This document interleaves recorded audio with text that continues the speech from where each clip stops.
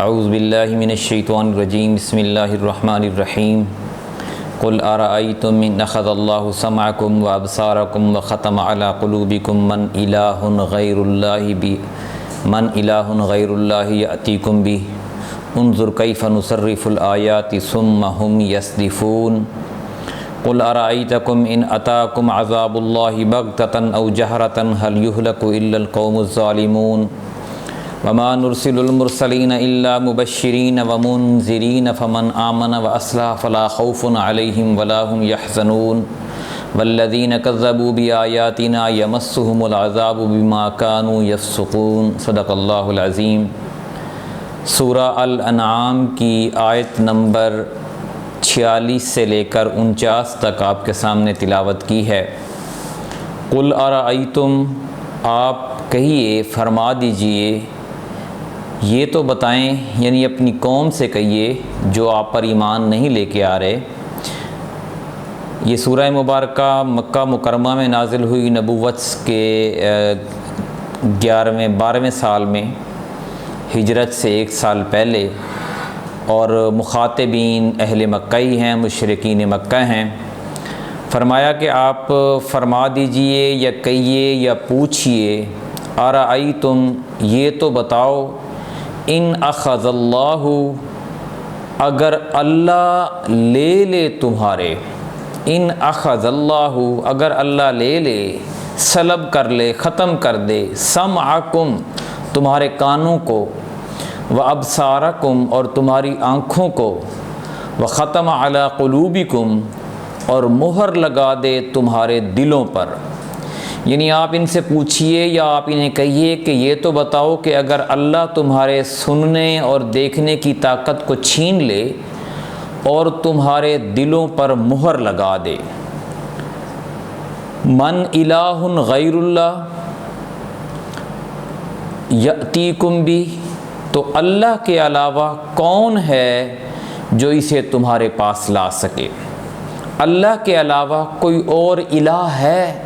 کوئی اور طاقتور حکمران؟ یہاں پہ الہ جو ہے، جیسے ہم نے قرآن پاک کے شروع میں پڑھا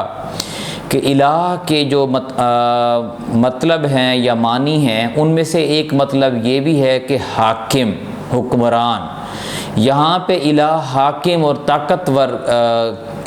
کے معنی میں آیا ہے کہ اللہ کے علاوہ کس کی حکومت ہے یا کس کا اقتدار ہے یا کس کا اختیار ہے کہ تمہیں یہ چیزیں واپس کر دے۔ اگر اللہ چاہے تو تمہاری آنکھیں بینائی چھین لے، کانوں کی سماعت چھین لے اور دل کام کرنا چھوڑ جائے، تو اللہ کے علاوہ کون یہ تمہیں قوتیں دے سکتا ہے؟ ظاہر ہے یہ بنیادی چیزیں ہیں انسانیت کے اشرف المخلوقات کے لیے۔ اگر انسان دیکھ ہی نہیں سکتا یا سن نہیں سکتا یا اس کا دل سے ہی کام نہیں کرتا تو زندگی بے معنی اور بے مقصد ہو جاتی ہے۔ تو اگر اللہ تعالیٰ یہ چیزیں ساری لے لے یا ان میں سے کوئی ایک لے لے، تو اللہ نے فرمایا کہ پھر کوئی اور ہے جو تمہیں یہ دے سکے۔ انظر کیف نصرف الآیات، دیکھیں کہ ہم کس طرح اپنی آیتوں کو، اپنی نشانیوں کو بدل کر لاتے ہیں، بات کو مختلف طریقوں سے سمجھاتے ہیں تاکہ تم سمجھ سکو کہ اصل طاقت اللہ کے پاس ہے، اور اللہ اپنی طاقت کا استعمال کرے تو تم کسی کام کے نہیں ہو۔ ثم ہم یصدفون، پھر بھی یہ کنارہ کشی کرتے ہیں، یعنی اتنی باتیں سمجھانے کے باوجود، مختلف طریقوں سے سمجھانے کے باوجود، مثالیں دے کر سمجھانے کے باوجود بھی ان کو بات سمجھ میں نہیں آتی، یہ اس سے دور ہو جاتے ہیں۔ قل ارأیتکم، پھر فرمایا اللہ تعالیٰ نے کہ آپ کہیے یا ان سے پوچھئے کہ یہ تو بتاؤ کہ ان اتاکم عذاب اللہ، کہ اگر تم پر اللہ کا عذاب آئے، بغتتاً، اچانک، تم اپنے کام میں مصروف ہو، اپنے کاروبار میں مصروف ہو اور اپنے معاملات کو ٹھیک کر رہے ہو، تو اور اللہ کا عذاب اچانک تمہارے اوپر آ جاتا ہے، او جہرتاً، یہ سب کے سامنے آ جاتا ہے، تم کسی محفل میں ہو، لوگ بھی دیکھ رہے ہیں کہ اللہ کا عذاب تم پر آ رہا ہے،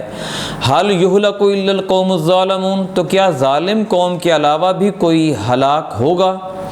اللہ کا عذاب پچھلی قوموں پر بھی ایسے آتا رہا ہے کہ وہ سوئی ہوتی تھیں اور صبح اٹھ ہی نہیں پاتی تھیں، یا وہ اپنے کام میں مصروف ہوتی تھیں تو اللہ تعالیٰ کا زوردار بارش آ گئی، یا پتھر برسا دیے، اولے برسا دیے، یا زوردار بجلی کی گرج سے وہ مر گئے، یا اور ہوائیں تیز چلا دیں جس سے درخت بھی اکھڑ گئے اور لوگ بھی اوپر لے جا کر اڑے اور پھر ان کو الٹا کر کے نیچے پھینک دیا گیا۔ تو یہ اللہ کے عذاب کی مختلف صورتیں رہی ہیں، اور یہ صرف ظالموں پر ہی آتا رہا ہے، یعنی وہ لوگ جو اللہ کا مقام کسی اور کو دے دیتے ہیں، تو یعنی اللہ کے ساتھ شرک کرتے ہیں یا اللہ کی نافرمانیاں سر عام کرتے ہیں، وہ اللہ کے عذاب کے مستحق ٹھہرتے ہیں۔ وَمَا نُرْسِلُ الْمُرْسَلِينَ إِلَّا مُبَشِّرِينَ وَمُنذِرِينَ، اور ہم جو پیغمبر بھی بھیجتے ہیں وہ خوشخبری دینے اور ڈر سنانے کے لیے ہوتے ہیں۔ یعنی جتنے بھی پیغمبر آئے ہیں اللہ تعالیٰ کے، ایک تو اللہ تعالیٰ نے ہر انسان کے ذہن میں جو حق بات ہے، جو صحیح بات ہے، وہ ودیت کر دی ہے، اس کے ذہن میں رکھ دی ہے، اس کو پہچان ہو جاتی ہے کہ صحیح راستہ کیا ہے اور غلط راستہ کیا ہے۔ پھر اس کے شعور میں، لاشعور میں جو چیز پڑی ہوتی ہے تو شعوری طور پر سمجھانے کے لیے پیغمبر بھی آتے رہے ہیں، اور اللہ تعالیٰ کے نیک بندے بھی اس کے لیے منتخب ہوتے رہے ہیں، اور وہ بار بار سمجھاتے تھے کہ اصل میں تم دنیا میں کس لیے آئے ہو اور تم کس طرف جا رہے ہو، اپنے آنے کا مقصد اب پہچانو، اور نیک راستے پر یا راہ راست پر چلو گے تو تمہیں جنت کی خوشخبری ہے، اور اگر تم منہ موڑو گے، اس کا انکار کرو گے تو تمہارے لیے جہنم ہے۔ فمن آمن و اصلح، تو جو کوئی ایمان لائے اور اصلاح کرے اپنی، یعنی مان لے قرآن کو، اللہ کے دین کو مان لے، پیغمبر صلی اللہ علیہ وسلم کی تعلیمات کو مان لے اور اس کے مطابق اپنی اصلاح کر لے، فلا خوف علیہم ولا هم یحزنون، تو اس پر نہ کوئی خوف ہوگا اور نہ وہ غمگین ہوں گے۔ یعنی اللہ تعالیٰ کے فرما بردار جو لوگ ہیں وہ اطمینان کی زندگی سے دنیا میں بھی رہیں گے اور آخرت میں ان کے لیے سکون ہی سکون ہے۔ والذین کذبوا بآیاتنا، اور وہ لوگ جنہوں نے ہماری آیتوں کو جھٹلایا، یمسہم العذاب، ان کی نافرمانی کی وجہ سے عذاب چھو لے گا، بما کانوا یفسقون، یعنی انہوں نے چونکہ ہماری آیات کو جھٹلایا، انکار کیا۔